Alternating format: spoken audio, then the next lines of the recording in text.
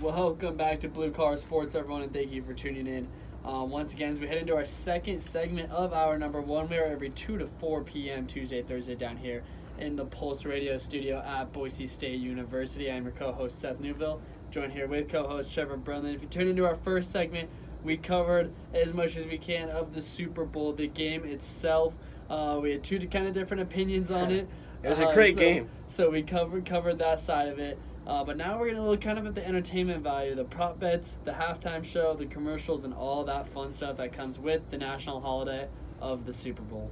Last week on Thursday, we had our Super Bowl show, of course, explaining everything Super Bowl from the prop bets to the game itself, our debate of who would win the game, of course. And now let's talk about some of the prop bets that we had on Thursday. And, you know, I probably should have gone to Vegas because I won a pretty big amount here. I definitely should have done something. Did not win the debate, unfortunately, on Patriots versus Rams. That game did not go really how we thought it would. Yeah. Maybe in some ways, but definitely not in the scoring aspect, how we thought it would go down. But in other categories of the Super Bowl, it went exactly how I thought. And let's start it off with the Patriots scoring first. Let's start off with that one. They were minus 125, and of course they did. It looked scary. They missed the first field goal in the first quarter, but then later on got the 3 points. You should if you bet Patriots scoring first, then you definitely would have won on this one. Yeah, you know, this is one I definitely missed. Could not have been farther off on this one. I said the Rams. So the coin toss. I want to talk about the coin toss too. Oh, go ahead. This actually, I think, was McVay's first mistake. I think he won the coin toss with tails, which I predicted to be Rams tails, but I predicted they would take the ball first, and I thought that's what they would do, knowing their offense, and they want to send a message early, and they elected to defer. And then, of course, I believe that was the first drive, and Brady threw the pick. Was the very first drive of the game. Yes, it was. Was Brady's pick. And then I predicted the very first drive that they're going to come out, march down, and score a touchdown. And they didn't even score a touchdown the entire game, and didn't even score in the first half. So I could not have been more off on that one. Mm-hmm. But Patriots did take that one. Yeah, and Sean McVay, you know, he was trying to take a page in Bill Belichick, probably trying to go defer the ball, trying to change up Bill's standpoint, because if Patriots won this one, they would have deferred all as well. So he was trying to change it from the Patriots, but obviously it did not work out too well. We thought it did early on with the interception, but their offense just did not capitalize on their opportunities. But let's go back to the other prop bet before we get to the big one, which we're going to get to. But the Gatorade bath at the end there, the Gatorade poured on Bill Belichick was blue. I did predict that. I don't have did not have the odds with me, so I don't know exactly how much money I would have won here. I believe the odds. That was one of yours, but I did not write down all the odds. I know I would have won a lot of money on that one because it was blue. Plus 400. It was not the favorite. I remember that. Yeah. So if I bet $100, favorite was Lime. I just won 400 on that one. We got some Powerade right here for Bill Belichick. I won that one. I should have gone to Vegas. Yeah, I believe the favorite on that one was there was a tie with lime, green, yellow, all those colors that all look the same. They were the favorites. I know red was up there. Blue, I believe, was kind of in the middle. I took the way underdog. Purple. Too under. I did not see purple at all. It was, in fact, blue. So you definitely got that one. There's also a big controversy one I want to talk to you, and that was the national anthem one with Gladius Knight. And, you know, I believe the over-under coming into was 1 minute and 45 seconds was the over-under time. And so she goes through. Gets to the last word, of course. The national anthem is Brave. I'm not going to sing it for you. You guys don't want to hear that. I want to hear it. But she gets to the last word, and it appears to stop. And I believe they clocked it at 1 minute 43. So she was 2 seconds under when she stopped. But then she's saying the word Brave again, and didn't stop that till 2 minutes and 1 second. Went on for doing that for 16 more seconds. Created a lot of controversy. I read online. Some agencies are actually paying out both the under and the over on that one. Really? Some are sticking to the rules that it's when it officially is when the first run ends. So after the first break, once she stops, it's over. So a lot of the under is winning there. But other people are doing over. So definitely some controversy there. It was an interesting one. If the entire Brave word is complete, I would have stopped it right there. There's not two Braves in the national anthem at the end there. That's a good point. So after the first one, I would have stopped it right there. But obviously, I would have been upset if I was on the under and if they're counting under. Obviously, I would have. But yeah, that was definitely a controversy one that I thought was very interesting. Very interesting. And let's go to the big bet that I just won big in. If I bet $100 on this, I just won $2,000. I should have gone to Vegas because Adam Levine took off his shirt during the halftime show. I didn't want to be too excited for this, but I definitely I was. was with you. You were excited. A little bit too excited than I expected. I was pretty excited that he took his shirt off because I won $2,000. Not actually, but I should have because I saw this coming for sure. I don't know why it was such a big underdog here because, he takes his shirt off all the time. I thought in Maroon 5, but that was the halftime show, which we're going to get to right now, but I should have won big on this one. Adam Levine, he took his shirt off. He showed off his tattoos, and I should have won $2,000. Yeah, you won that one big. Another one that you won that I had written down that I lost was Will Dilly Dilly be said during a Bud Light commercial. It sure was. It was, in fact, said. Should have been left in 2018, if you ask me. How many times will Giselle be shown? Yeah. It was actually 0 up until one of the touchdown drive. Yeah. Because it was back-to-back plays. They showed her 2 separate occasions. The over-under was at 1.5, so that's the over with 2.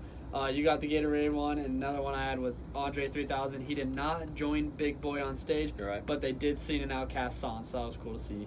And that's our prop bets there. I definitely should have won big here. Unfortunately, we did not do that. But let's go into another big part of the Super Bowl. That is a halftime show. My most exciting part was Adam Levine's shirtless move, and also SpongeBob SquarePants making an appearance. He was the big winner during the halftime for me. So, Seth, what did you think of the halftime show in this one? I was not a fan of the halftime show. I thought the biggest highlight was Big Boy coming in on a car. Okay. And with that leather jacket he was wearing, I thought was the highlight. I think Adam Levine should have been wearing that leather jacket instead of nothing at all.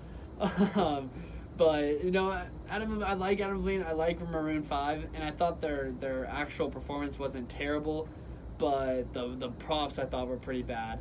The SpongeBob thing was weird to me. It didn't pay true tribute to what SpongeBob has done for the Super Bowl. I was hoping to hear Sweet Victory. Did not hear Sweet Victory. Right. So that was a disappointment.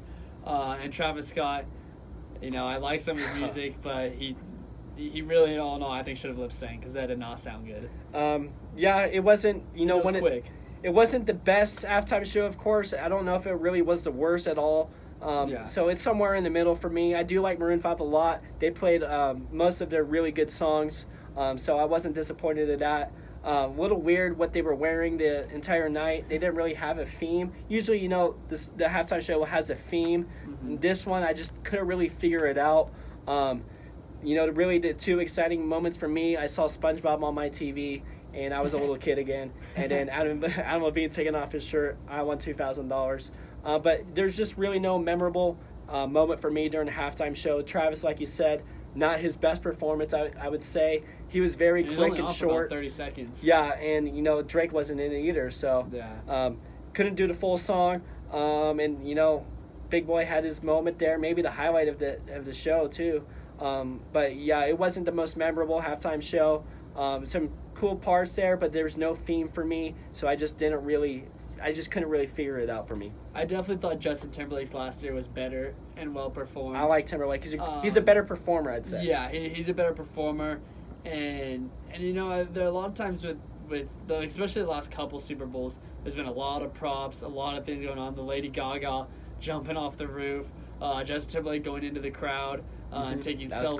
Cool. That's it, and that's what I didn't see. I know he walked through the crowd, and they had the lantern thing, and that was cool.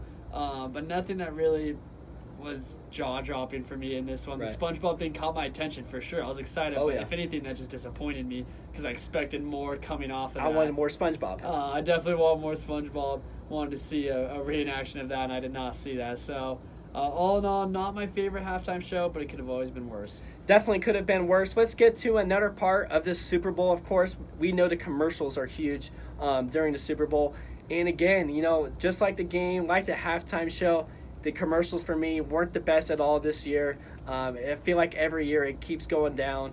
So unfortunately, we did not get the best ads. I do have a favorite though, which I'll get to. But Steph, I wanted to hear your favorite commercial during the Super Bowl that you saw the other day. Yeah, you know, I like how you talk. Commercials kind of the last couple of years have seemed to go down, and just like the game in this one. And I know I kind of slammed the game earlier. Yeah, you did. But I will say we have been blessed the last couple of years with Super Bowls. We were due for this. The Falcons, Patriots won a couple years ago. Patriots Eagles won last year, was a great game as well. So we've been blessed with really the last couple Super Bowls. So I can't really complain about this one. But the commercials are something that you could expect to be good every year. And this year, I was not that impressed either. Obviously, the big one, I'm guessing we're going to have the favorite one in common. But another one that I really, really liked was the Pepsi Steve Carell one, just because good old Michael Scott made an appearance. Okay. And he was his typical character, just like he is in Michael Scott, and those Pepsi commercials that he did with Lil Jon and Cardi B. So I thought that was a pretty well-run commercial. And, of course, I know you're probably about to talk about it, but the NFL 100 commercial I thought really stole the show. Absolutely. That is my favorite commercial. NFL 100, their 100th season coming up, I believe, is next year. So incredible for them. That was the best ad of the night. We saw Hall of Famers. We saw future Hall of Famers. We saw Tom Brady and Baker Mayfield. We saw Tom giving him his 5 rings. Now he's got to have his 6th one. So they got to redo commercial, right? But it was just incredible commercial. They were tossing the ball around. Marshawn took it off the cake, and once you see the ball on the ground, we know the ball is out there. Defense guys are going to go get it, and if it's in the hands of an offensive player like Mahomes, he's going to no look past the Juju to Odell. It was a great commercial. I thought it was a brilliant idea. It was just a lot of fun. LeBron James, he tweeted at it. He wanted to be in that commercial. He felt like it was a great ad. So I think that was definitely stole the show for the commercial standpoint. Very exciting, and it made me very excited for the upcoming season. I'm so sad that the season's already over.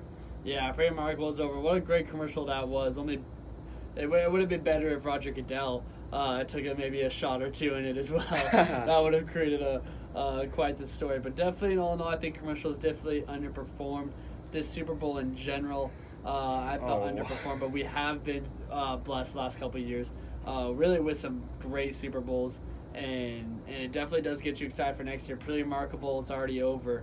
That's tough to see. And I wanted to ask before we have to break, before we really talk about the importance of the game on Sunday, coming up next segment, I wanted to ask you predictions for next year's halftime show. Ooh, halftime show. Let's think about this. It's very early. Sure is. I don't know who the headliner would be. I do think Drake might make an appearance somehow. See Drake. As my maybe guy J. Cole. J. Cole possibly as well. Somebody year. can make an appearance in there. Kendrick could be a good show. But for the headliner, I don't know just yet. Maroon 5 was one of my picks a couple years ago. I really thought they would make it one day. But right now, I don't know if I have a choice. I don't. Yeah, it's tough. You never really know with the Super Bowl. I would love to say Kendrick Lamar or Drake, but you don't really see rappers getting his headliners. Yeah. I'm sure one of those big name rappers will be involved, but in terms of the headliner, it's tough to call right now. Yeah, I don't think I have a choice right now. And you were saying how the Super Bowl has been great the past couple of years, and it has been. So it really was coming down to a Super Bowl that wasn't more enjoyable for not true fans. A lot of people come and watch the Super Bowl thinking it's going to be an amazing game. And not all the time it's going to be because, there's so much that goes into it. And we've been blessed with a great past 2 Super Bowls have been fantastic. And just all the sports championships have been great. Yeah. We've seen some great NBA finals the past couple of years. Call it a sweep, great. The World Series has been pretty good if you go back a couple of years. And there's been some good Stanley Cup finals. So all in all, I think the championship games have been fantastic. A great college football. Not this year's, but a couple years ago have been fantastic as well, with Alabama and Georgia with the overtime game. I think we've been blessed with too many great championship games that it came down to finally having one of those games that was more of a sleeper and a snooze. Yeah, wasn't quite what I expected, but it's the Super Bowl. You never know. Definitely always entertaining though. We are now going to talk about the legacy of it coming up, what this game meant, what the result. We talked about our predictions for the legacy on Thursday. Now we're going to talk more about what's next moving forward and what this game meant for these teams coming up for you in the next segment. So stay tuned. We got one more segment for you on the Super Bowl.